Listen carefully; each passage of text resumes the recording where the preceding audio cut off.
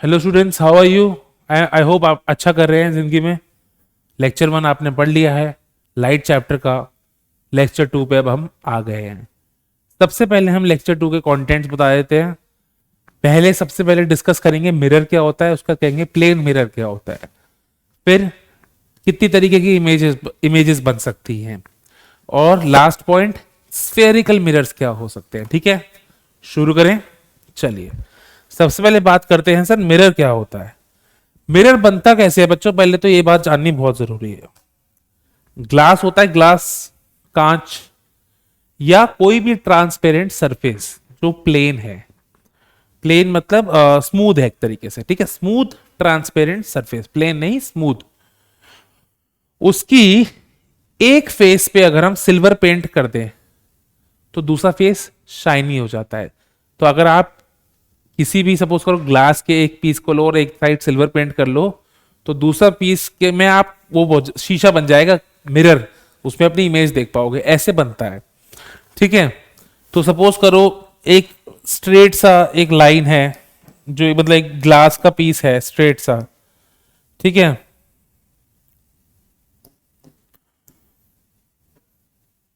ऐसा है, या फिर स्ट्रेट ऐसा भी हो सकता है। ठीक है, उस पे हमने एक साइड पॉलिशिंग कर दी। सपोज करो इस वाली में राइट हैंड साइड पे पॉलिशिंग कर देता हूं। तो पॉलिशिंग को दिखाते कैसे हैं, मतलब फिजिक्स की भाषा में डायग्राम से उस साइड ऐसी ऐसी लाइंस खींच देते हैं हम।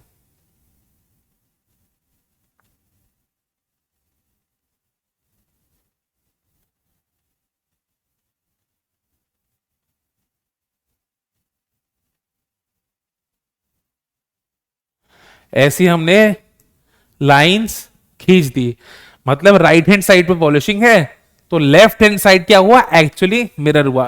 राइट मिरर नहीं होगा, राइट से कोई रे जो होगी वो रिफ्लेक्ट नहीं होगी। रेज जो रिफ्लेक्ट होंगी वो लेफ्ट हैंड साइड से होंगी। ठीक है, ऐसी ये वाला मिरर देख लेते हैं। ये प्लेन मिरर है, पर प्लेन तो वो भी था दूसरा वाला, पर ये सीधा है, वो टिल्टेड था। ठीक है, तो अगर इसकी सपोज करो मैं इसमें लेफ्ट साइड पो कर दूंगा, कहते हैं पॉलिश कर दूं, तो इसकी राइट साइड क्या बन जाएगी, मिरर बन जाएगी। ठीक है, लेफ्ट साइड पॉलिश कर देते हैं।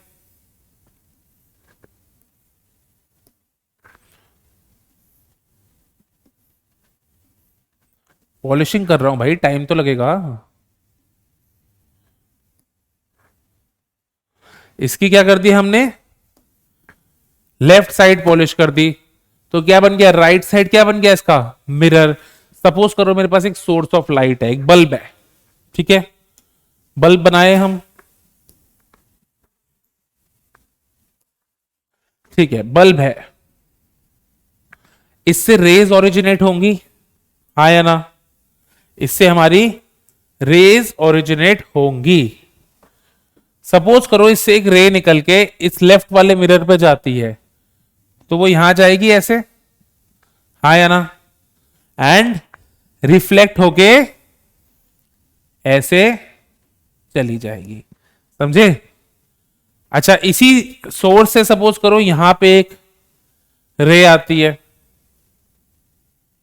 ऐसे आती है, ये मेरा टिल्टेड है, तो इसमें अगर हम नॉर्मल बनाए, सपोज करो अपने लॉज ऑफ रिफ्लेक्शन याद है ना, इसमें हम नॉर्मल बनाए तो कैसा बनेगा, ऐसा बनेगा, क्योंकि इस लाइन से परपेंडिकुलर होना चाहिए ना।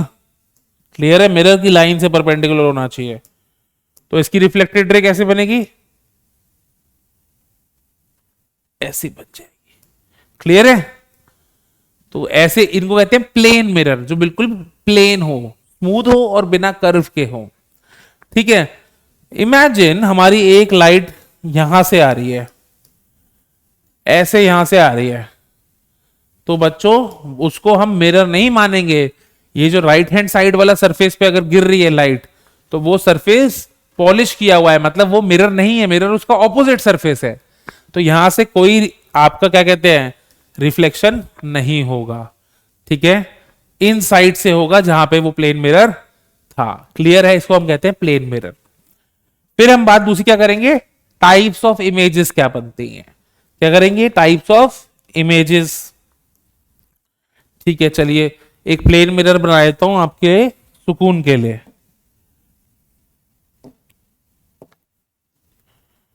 ठीक है, एक सीधा प्लेन मिरर हमने बना दिया। क्लियर? चलिए इसमें क्या करता हूं, एक सेंटर लाइन बना देते हैं। चलो एक इमेजिनरी सेंटर लाइन हम बना देते हैं, क्या फर्क पड़ जाएगा। एक इमेजिनरी हॉरिजॉन्टल सेंटर लाइन हमने बना दी। ठीक है, सपोज करो हमारा जो ऑब्जेक्ट है वो ऐसे खड़ा हुआ है, यहां पे इस लाइन पे परपेंडिकुलरली ऐसे खड़ा हुआ है। ये हेड ऑफ द ऑब्जेक्ट है, ये टेल ऑफ द ऑब्जेक्ट है। क्लियर है? तो इसकी इमेज कैसी बनेगी प्लेन मिरर में, उसको हम जानेंगे। ठीक है, ठीक है सर, कैसी बनेगी सर, बता देता हूं भाई। एक रे खोलने दो यहां से। ठीक है,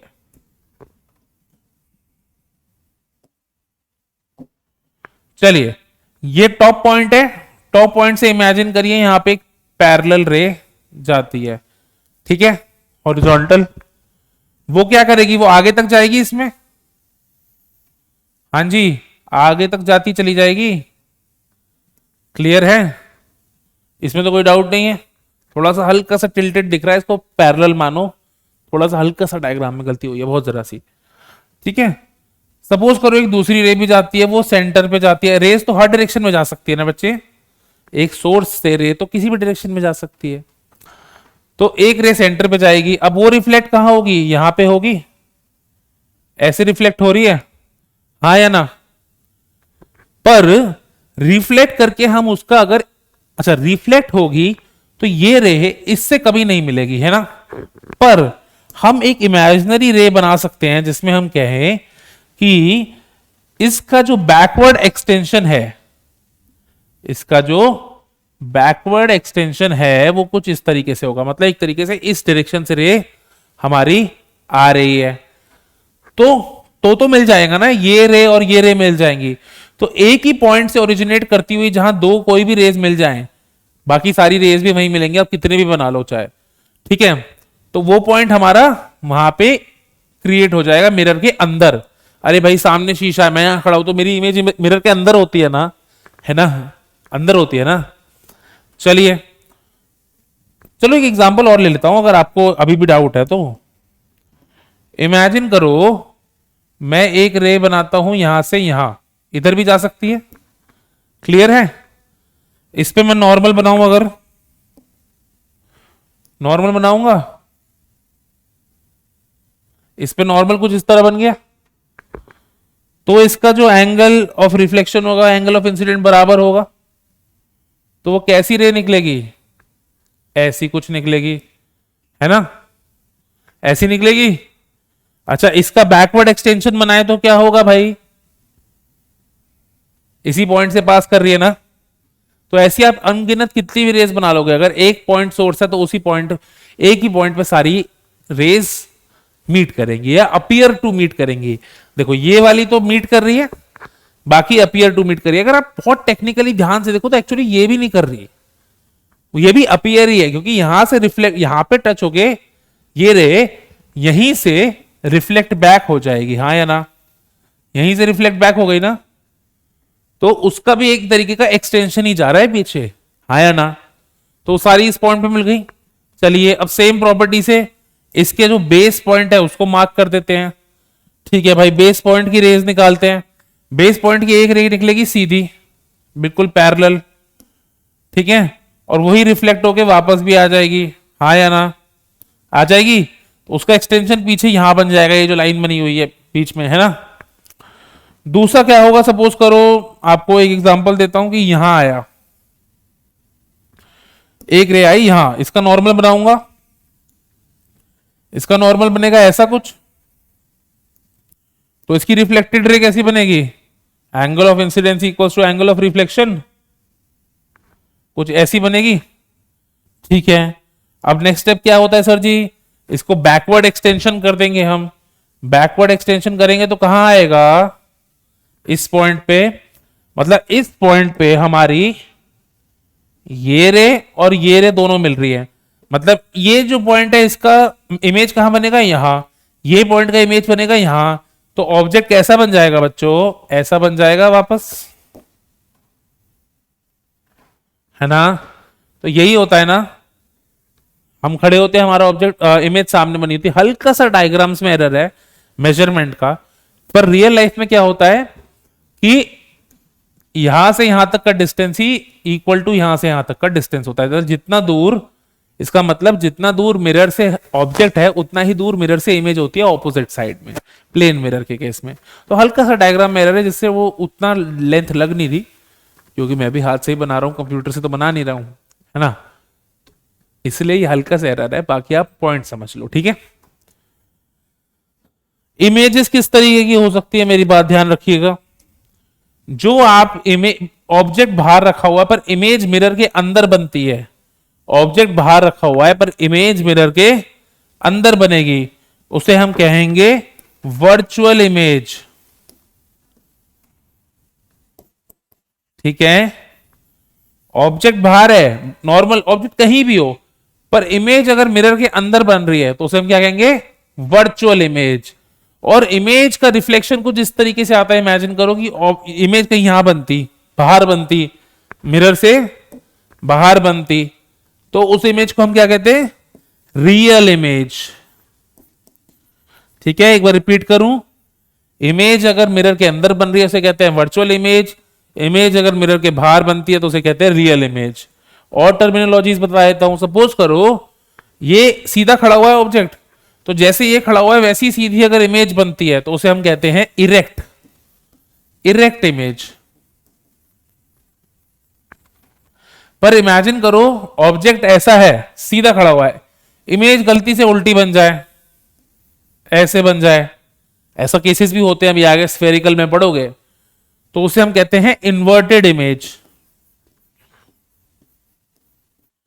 इन्वर्टेड इमेज। क्लियर बच्चों। तो चार टर्मिनोलॉजीज बताई मैंने, erect image, inverted image, virtual image, real image. Is that clear. Plane mirror की कुछ प्रॉपर्टीज भी होती है, वो हम अगले लेक्चर में डिस्कस करेंगे, डोंट वरी, वो स्फेरिकल मिरर्स के साइन कन्वेंशन के साथ डिस्कस करूंगा मैं। पर अब हम इस लेक्चर के थर्ड पार्ट पे जाएंगे। क्या था हमारा थर्ड पार्ट जी, स्फेरिकल मिरर्स थे थर्ड पार्ट। तो यार बचपन में आप लोग या तो साइंस म्यूजियम गए होगे, या फिर अपने घर का चम्मच ही ले लो, शाइनी चम्मच, वो भी शाइनी है, रिफ्लेक्ट करता है। तो ऐसा कोई भी कर्व्ड सरफेस जो आपने या तो साइंस म्यूजियम में देखा होगा या अपने घर के किचन में ही देख लो, कोई भी ऐसा कर्व्ड सरफेस जो रिफ्लेक्शन करता हो उसे हम क्या कहेंगे, स्फेरिकल मिरर।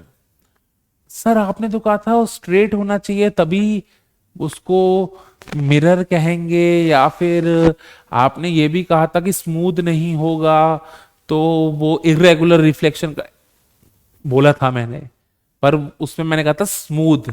चम्मच भी तो स्मूथ हो सकता है, जरूरी थोड़ा है चम्मच में हिल्स एंड वैलीज हो, बहुत कम होंगी, हो तो सकता है ना, मतलब नेग्लिजिबल होंगी, बट चम्मच भी स्मूथ होता है, स्मूथ होना जरूरी है, स्फेरिकल हो सकता है। तो सपोज करो हमारा एक ऐसा कोई सरफेस है, तो उसे हम क्या कहेंगे, स्फेरिकल मिरर। तो ऐसा सरफेस है तो इसकी पॉलिशिंग हम, जैसे सपोज करो पीछे की साइड हमने पॉलिश कर दिया, तो ये क्या हो गया, ये एक स्फेरिकल मिरर हो गया। तो इस साइड पीछे की साइड पॉलिशिंग कर दी, तो आगे की साइड क्या हो जाएगी, मिरर बन जाएगी, यस और नो।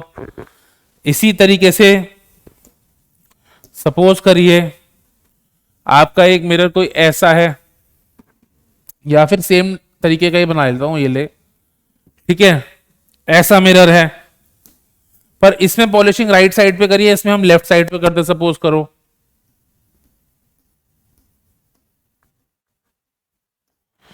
तो ये भी स्फेरिकल मिरर बन जाएगा, क्योंकि इसकी राइट हैंड साइड रिफ्लेक्ट करेगी, इसकी लेफ्ट हैंड साइड रिफ्लेक्ट करेगी, ठीक है।